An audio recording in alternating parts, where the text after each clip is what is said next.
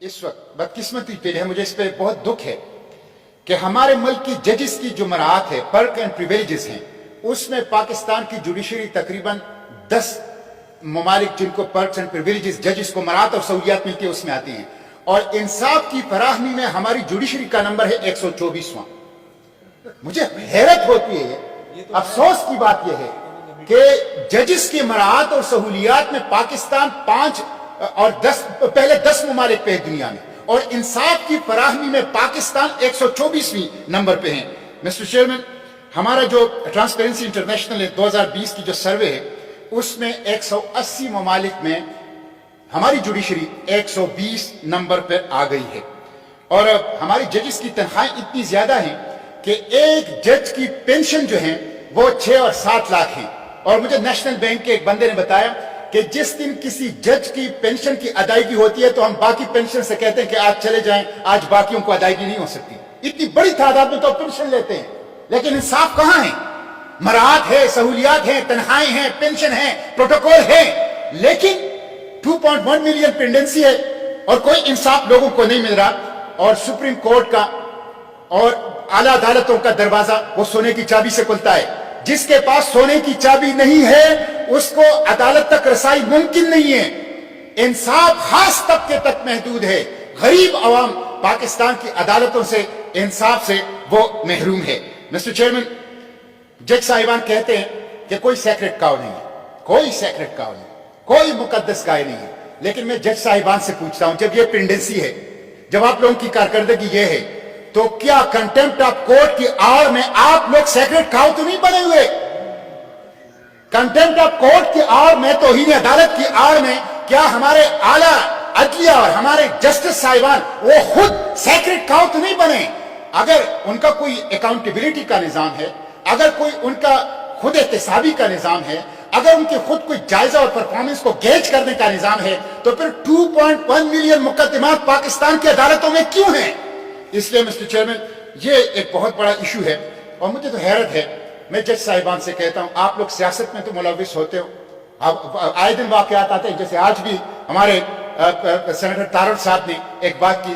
आप लोग जो हैं बहुत से इशू के ऊपर सोमोटो चीजें तो लेते हैं, लेकिन ये इंसाफ की फराहमी के ऊपर आप डैम बनाते हैं और मुख्तलिफ चीजों के ऊपर जो आपका काम ही नहीं है उसकी तरफ जाते हैं। लेकिन जो आपका बुनियादी काम है पाकिस्तान के अवाम को इंसाफ फराहम करना, उस इंसाफ की फराहमी अभी तक क्यों मुमकिन नहीं हो सकी है?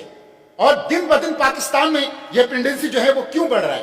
कौन सा माफिया है जिसको अदालतों ने पकड़ा है? आप पानामा पेपर्स का, आप पेंडोरा पेपर्स का, आप चीनी माफिया का, आप पेट्रोल माफिया का, आप इस तरह की माफिया को देखें, कौन सा माफिया है जिसको हमारे अदालतों ने एक्सपोज किया है, जिनके एहतसाब किया है और जिनको जो जुर्म उन्होंने आवाम के साथ किया है उनका उनके साथ हिसाब किताब हुआ है। इसलिए मिस्टर चेयरमैन, ये एक बहुत बड़ा इशू है और हमें इस हाउस को इसके ऊपर मैं कुछ तजावीज भी देता हूं, जैसे कि मैं हर चीज, एक तो ये है कि ये जो खाली असामियां हैं इसको पूरी तौर पर पुर किया जाए, फौरी तौर पर पुर किया जाए। 10 मिनट मुझे बोलने का मेरे ख्याल में हक है अपने मोशन के ऊपर। प्लीज आप बोलें जी, प्लीज। ठीक है, तो मैं ये अर्ज कर रहा हूं कि जो खाली पोस्ट पड़ी हैं जजेस की तकरीबन 1048, एक तो इसको पुर किया जाए और जजेस की तादाद बढ़ाई जाए। जजेस की तनख्वाहों को आधा करके उनसे आधे नए जजेस भर्ती किए जाए। इतने जो पाकिस्तान के खजाने का बात की है गफूर हैदरी साहब, सेनेटर साहब ने, कि खजाना के अंदर पैसे नहीं है, जो इतनी बड़ी बड़ी तनख्वाहें ले रहे हैं, तो उन तनख्वाहों को आधा करें और उससे आधे इतने मजीद जो हैं जजेस जो हैं वो भर्ती किया जाए। सेकंड शिफ्ट शुरू की जाए, सेकंड शिफ्ट शुरू की जाए। वीडियो लिंक और टेक्नोलॉजी का इस्तेमाल किया जाए ताकि उसके जरिए से लोगों को इंसाफ की फराहमी हो। और लीगल मैटर्स के ऊपर जजेस की ट्रेनिंग की जाए। इतने कमजोर फैसले, खुद हमें उसका तजुर्बा होता है, मुशाहिदा होता है कि लीगल मैटर्स के ऊपर जजेस की गिरफ्त नहीं है, उनकी ट्रेनिंग लीगल मैटर्स के ऊपर ताकि बेहतर फैसले आए और कम वक्त में आए।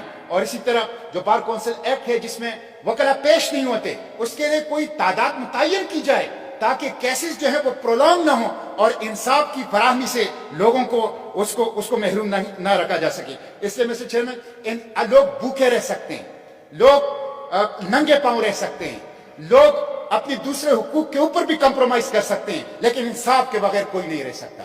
انصاف نہیں ہوگا تو بدامنی ہوگی, انصاف نہیں ہوگا تو اضطراب ہوگا, انصاف نہیں ہوگا تو طبقاتی تقسیم ہوگی, انصاف نہیں ہوگا تو ایک رولنگ ایلیٹ استحصال کرے گی, ایکسپلائٹیشن کرے گی, استحصالی طبقہ وہ استحصال کرے گا عوام کا. اس لیے انصاف کی فراہمی بنیادی چیز ہے, باقی چیزوں کا نمبر اس کے بعد آتا ہے. تو اس کے لیے ہمیں کولیکٹیولی کچھ ایفرٹس کرنی چاہیے تاکہ ہم اپنے عوام کو کم از کم انصاف فراہم کر سکیں. بہت شکریہ.